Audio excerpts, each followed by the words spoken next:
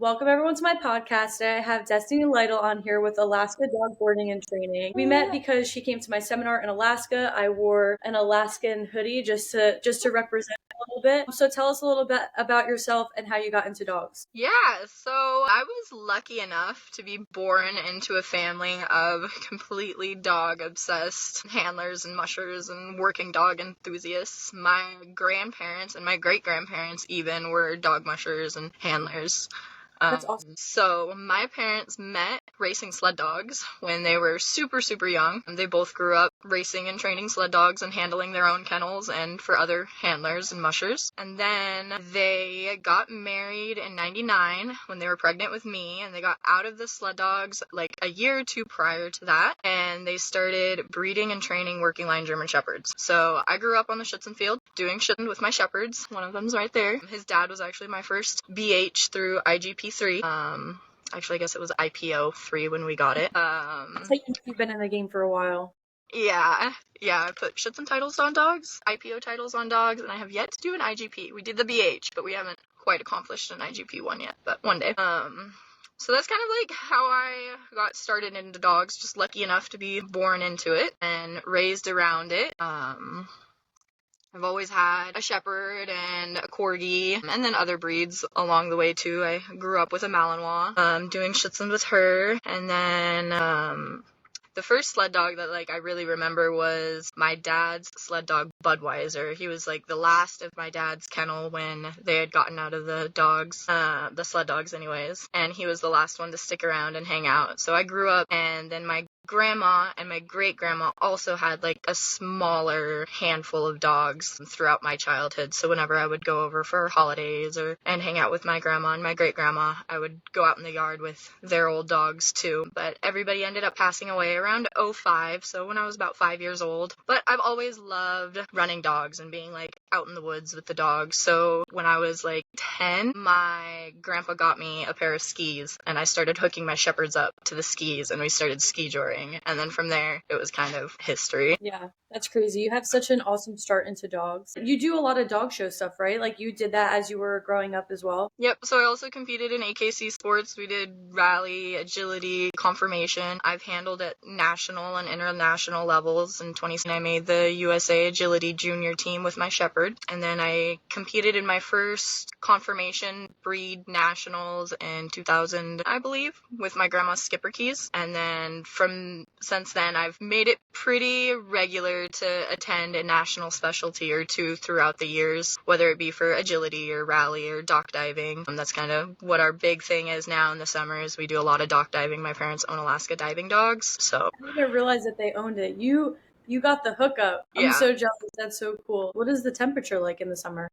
Yeah, so our summers are pretty nice, for me anyways. I don't like a super crazy hot summer, so normally we'll get to about 75, 80. There have been places up north, in Fairbanks and whatnot, that'll get a bit hotter. They've been known to get to oh my up gosh. there. It's not super, super common, but it does happen. I would have never guessed that, especially with how cold it gets in the winter. The average winter temperature, or even the lowest that you've ever witnessed. Yeah, so this year I think was probably the coldest that I've experienced here where I live in Palmer. We hit, I think it was negative 38 degrees Fahrenheit in Palmer this year, and that's pretty wild for us. Normally our normal cold is negative 20. Yeah. If you go up north to Fairbanks, it's more common to get those negative 40, negative 60 temperatures for short periods of times. But yeah, this year we had record snowfalls and record cold snaps. So I kind of got out of protection sports after my first male retired, or not my first male, my last male retired, Ven. I got his IGP3, and then I kind of just took a step back and focused on other things. I had 2 young Shepherds at the time.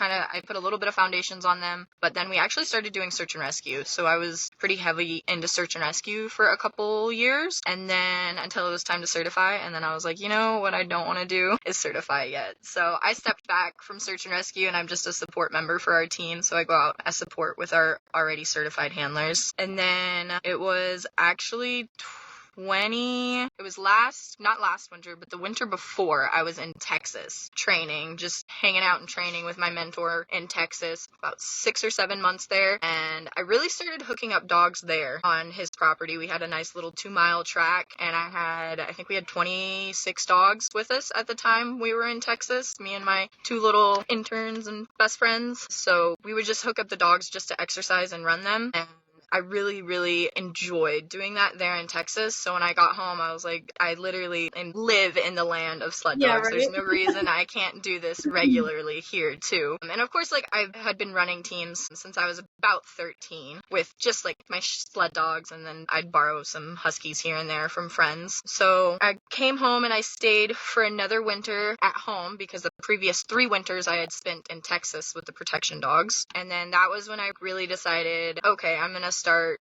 like racing and eventually get competitive. I kind of like set myself up for like a 5 to 10 year plan to really start producing a kennel and wanting to race, because I knew like at that point it's what I wanted to do. And then things kind of just happened this year, and there were some mushers getting out of it, and the dogs needed to go places, like needed a place to go. Like Ace, I started my season out with 5 sled dogs, I think. I had Susan, Phantom, Pharaoh, Tizzy, and Boo Boo. Yeah, so I started my season out with 5 sled dogs, and I figured I would race the 6 dog class with my 5 sled dogs and the 4 dog class with my shepherds. Like, that was going to be my plan.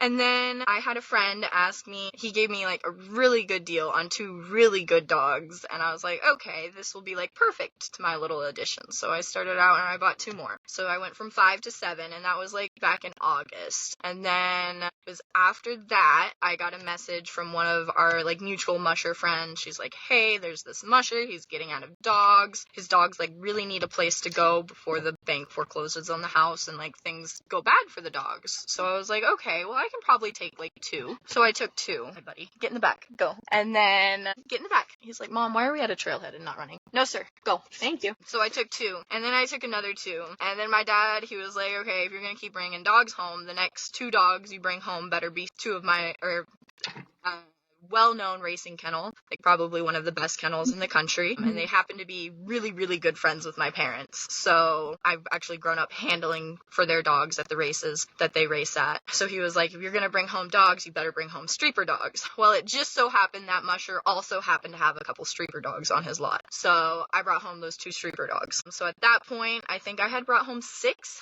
dogs from that lot, and then my best friend Meredith had ended up bringing home 2 to her lot from him too. And then my birthday rolled around in December, and then another friend of mine who was like getting out of friends. That's the I problem. do. I have a lot of friends. He messaged me. He's like, hey, I still have a couple dogs who need homes. Like, you would do really well with these dogs. Like, they would fit your personality really well. And I had house sit and kennel sat for him throughout this winter too. So I was like, yeah, I know exactly what 2 dogs you're talking about. And they're 2 of my like favorite dogs on his lot. So I did it. I went and I bought 2 more. So I ended up with 4 from his kennel, and then 7 from the other kennel, and then I had my original 5, and then one of my other friends, Meredith, who I've bought dogs from before, she's like, hey, Rachel's for sale. She's just not working out on my team. She'd work really well on your team. I'd already raced with her before. Her brothers are on my main team. Her grandma's like my main leader. So I was like,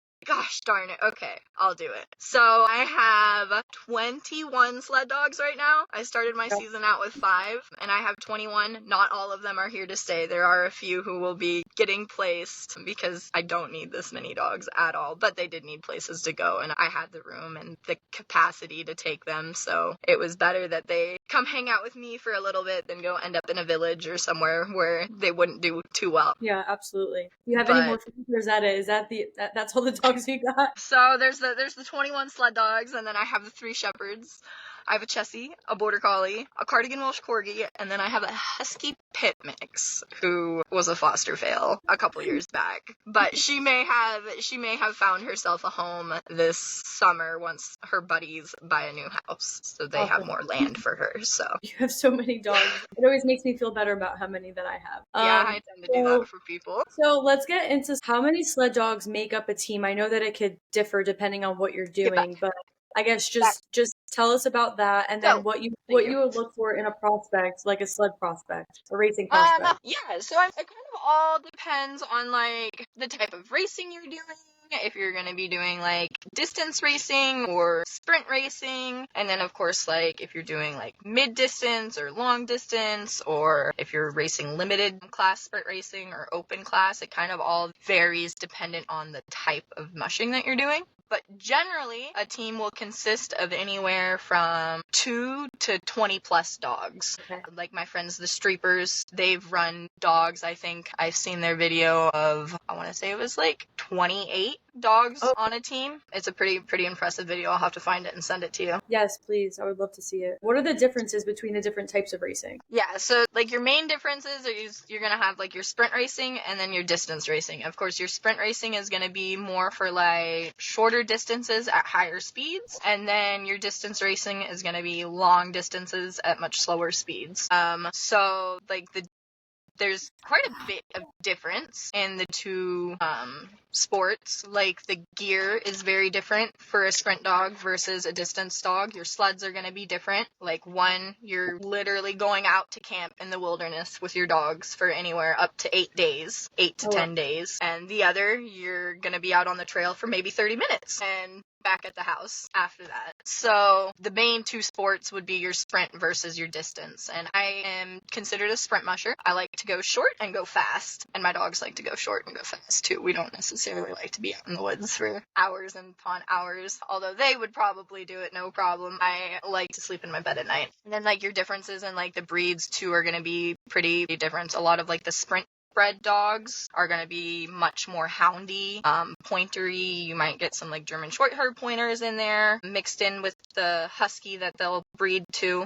Whereas like your distance dogs, you're going to get a lot more of like your typical Alaskan husky, thicker coat, not necessarily as big and leggy. A lot of times they're a little bit more stocky. Yeah, I found it interesting when I was out there. So my experience with sled dogs, which was the only one, and it wasn't in the snow because I went there during, I don't know, do you guys have a fall? Is that okay? So I went during Like fallish. yeah, your fall season. So I went out with sled dog teams on like, so that was really cool. I think a huge misconception is that sled teams are made up of Siberian Huskies because that's what I always saw, and like Malamutes and stuff like that. And I know that some, might still have them, but I had never even heard of the Alaskan Husky. And that was literally like the only breed that was on, the lot. I forget where I went to do but yeah, I thought that was really interesting. So what are Alaskan? Are they mixed with a bunch of different things? Yeah, like they are. They're a bit of like their own breed at this point in life. Yeah. I don't know if I could tell you like exactly where the Alaskan Husky originated from. I would assume from like your Siberians and your Malamutes mixed in with like some more hardier, faster dogs like the pointers, or a lot of them look very shepherd-like. Yeah. And they're small size too. Like a lot of them are, oh my gosh, you're getting lit. A lot of them are pretty small. Yeah. Smaller than, they shouldn't be huge anyways because, big dogs usually can't run for, super long periods of time. So would you say the Alaskan Husky is the best breed for sledding? I think they're the most versatile breed. For the teams that are doing distance races, are there safety measures in place for them, like in the middle of it seems pretty dangerous. It can be, for sure, because you're out in the wilderness for and could be an unknown amount of time, and you have to be prepared for what nature's going to throw at you. So you have to be prepared for bad weather, the animals in the woods. Mainly at like this time of year, it's going to be moose. Like our biggest threat running dogs is probably moose and snow machiners who aren't necessarily paying attention. So I do a lot where I don't necessarily run at night just because I don't need to for the racing that I do. But that being said, I also do really enjoy running at night because it can be really pretty and really fun.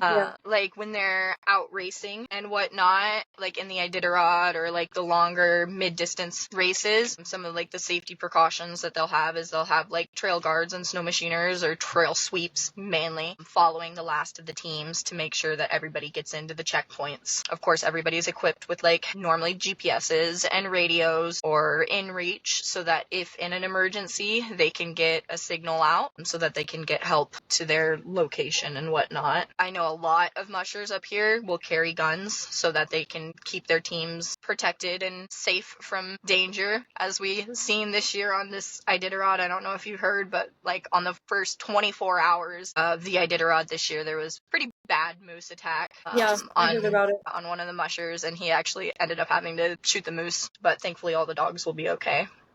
Yeah. So yeah, it's definitely a dangerous sport. It can be, for sure. Do moose attacks happen often, or are they pretty rare? They happen pretty often, more than one would think.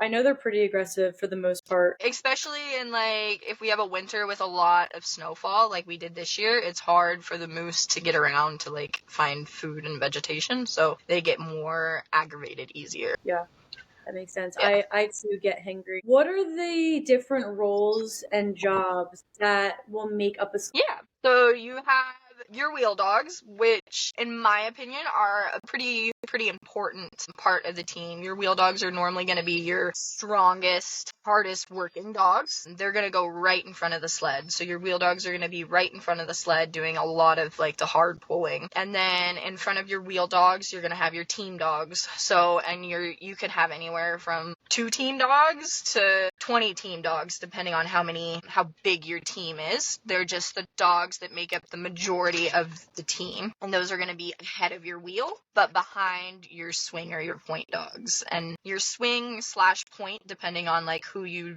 talk to, what terminology they use, are going to be right behind your leaders. And a lot of times, like, your swing and your point dogs will additionally be leaders so that it's easy to switch out. My philosophy is I want to run with a team of leaders. Like, I want every dog, at least over half of the dogs on my team, to be able to be up front at some point in their life. Of course, that's not going to happen for every dog. Not every dog's born a leader, but it is nice to have, especially like when you're racing, or for me, just like going out and running dogs. It's nice to be able to switch positions and kind of figure out where everybody does best.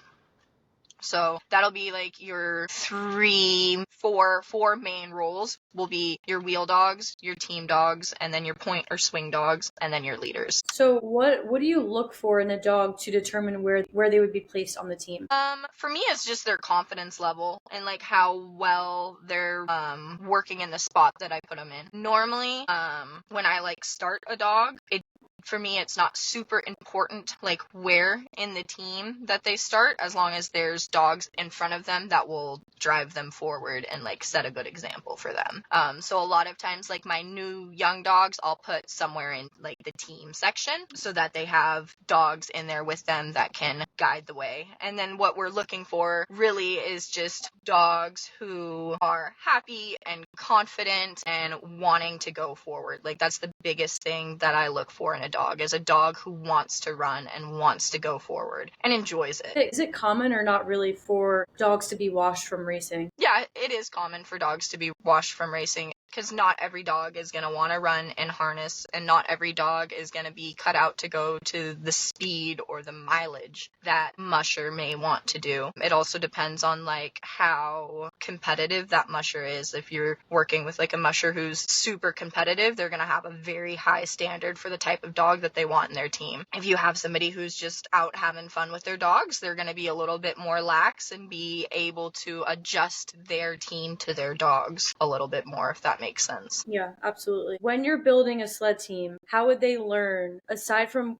I know a lot of them are learning from the other dogs, but how do you teach turning and directionals basically to the dogs, for lack of a better way to phrase that? So, I mean, the best way to build a sled dog team is, of course, with other sled dogs who understand their job. But, of course, not everybody's going to have that ability, because not everybody has access to sled dogs who are good at their job. So, like, when I was really young and first starting out, I would do just, like, a lot of groundwork with my dogs. Like, not even really hooked up to, like, a sled or anything. I would hook them up to, like, maybe a tire, per se, and teach them how to pull in a harness with the tire with me in front of them, just so that they could get used to the action of being in a harness and there being tension on the harness and there being weight behind them having to get pulled. And I actually, this year, I went back and kind of back chained one of my new fosters because she had never been harness broke before, and I had to go back and like really back chain it with her because she's a super quirky little hound dog, and the hounds tend to have a little bit softer personalities and they're not as like go as like the Alaskan Huskies per se. So it was really neat to watch, like even having a team of dogs, how that methodology of just teaching her to be comfortable in the harness was really able to transfer when I went ahead and put her in the team again, because she was like, oh, I'm in a harness, I can put pressure on this harness and pull forward. So normally, like, that's one of my favorite ways to start teaching a dog just to be comfortable in a harness, is hook them up to a tire and take them for a walk and let them just teach them that it's okay to put resistance and pressure into this harness. And then from there, you can also just work a lot, like when you're going on your walks with your dogs, just teaching them that when you turn left, you give a left cue, and when you turn right, you give a right cue. And the dogs are really smart. A lot of times they'll start to pick up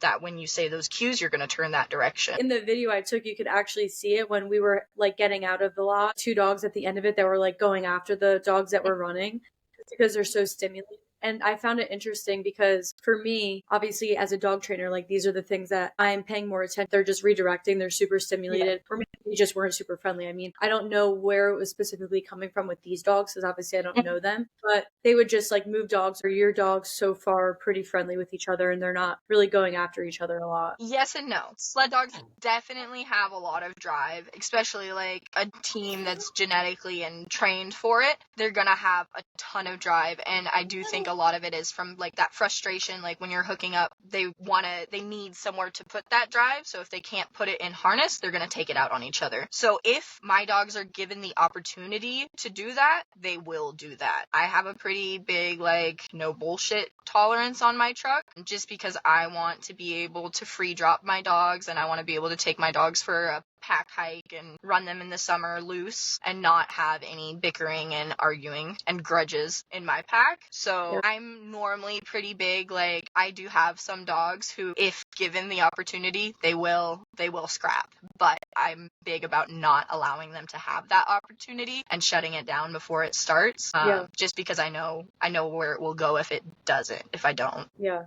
So tell us about races and what they entail. Like, we could talk about the Iditarod specifically, and then the races that how long are they, that sort of thing. Yeah, so of course, like the Iditarod, and like I'm not going to have, of course, as much information on the Iditarod as like if you were to go ask my best friend Meredith, who has actually run the Iditarod multiple times. But the Iditarod is definitely a much more intense race. It is like the most intense race in dog racing, I think, just because of how hardy it can be. You are out there in the wilderness for anywhere from 8 to 10 or 12 days with your dog team. So there's a lot that goes into the Iditarod, a lot more than like just your average little sprint race. They do vet checks upon vet checks weeks and months in advance on the dogs, running blood screens and EKGs and all sorts of other testing on the dogs to make sure the dogs on the team are sound and fit. You also have to go through qualifiers, so you have to be able to like partake in shorter distance races, like in order to qualify for the Iditarod. Like the Iditarod, there's like a ton of work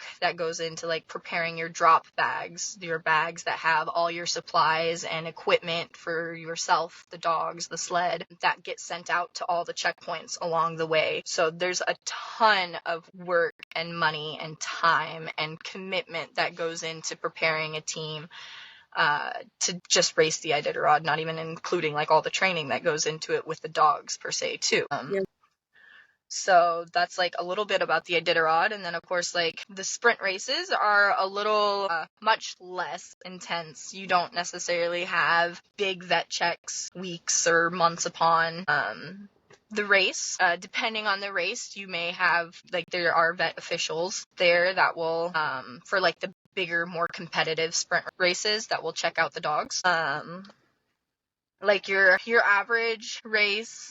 It was funny because I just had a friend up from Texas. He just spent a month with me to kind of like check out the sled dog scene and see what it was all about. And his first like initial comment, like on the first day of like his first race that he went to with me, he's like, it's just like all the other dog sports, really. It's just like a good group of people coming together for just like any other average dog sport, just with a little twist. Because of course we're like racing dogs versus doing frisbee or agility or whatnot. We have our mushers meeting in the morning to go over like the trail conditions and the rules of the race and the schedule or whatnot, and then we kind of split off and get to racing. The races like that I've been racing in this year, of course, like this is my first year like really racing throughout the season. I have done like a couple smaller races just intermittently here and there with like my shepherds and stuff, but this was my first like actual season racing from start to finish.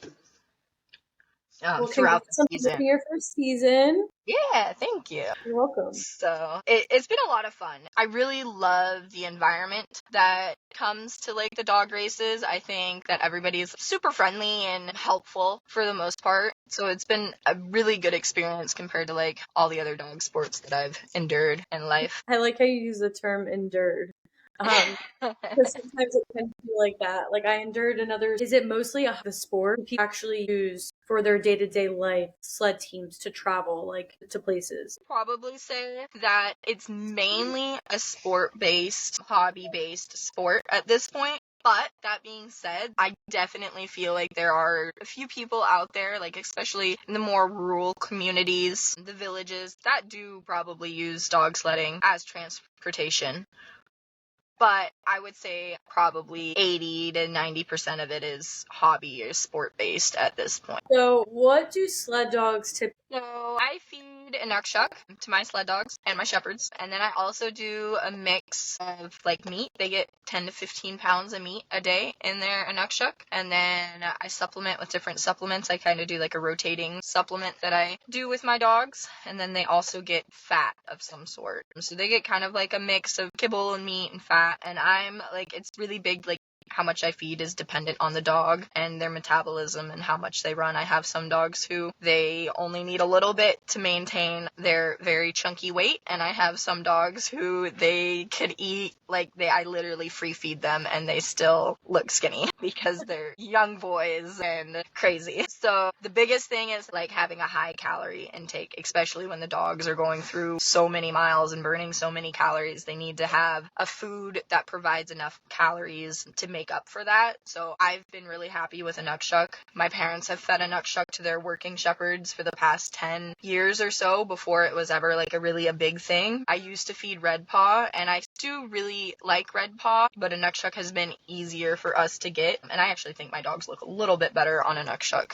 than they do Red Paw. So they rotate through. I do a mix of like the chicken and the marine blend for my guys. And then what was your other question? There was two that went with that. It was so them living outside. So at the Yes. lot that they had like little houses, each of them. Yes. Yeah. So it is very common for sled dogs, especially Alaskan Huskies or any of your more heavy coated breeds, to live outside. One, the dogs really, really like it. The dogs really enjoy being out in the nature, especially like when it's a nice sunny day and it's only 20 degrees out. Like they want to spend time outside on their house. Yeah. It drops down to like -40. They might have different opinions about it. Yeah. But the dogs do enjoy being outside and they're built for it a lot of times. Now, coming into like the sprint dog world, you're gonna get a lot of like the more pointery or Saluki type dogs, and my dogs have a bit shorter coats, and those dogs aren't necessarily built to be outside. So some of the sprint dog mushers, especially with those really short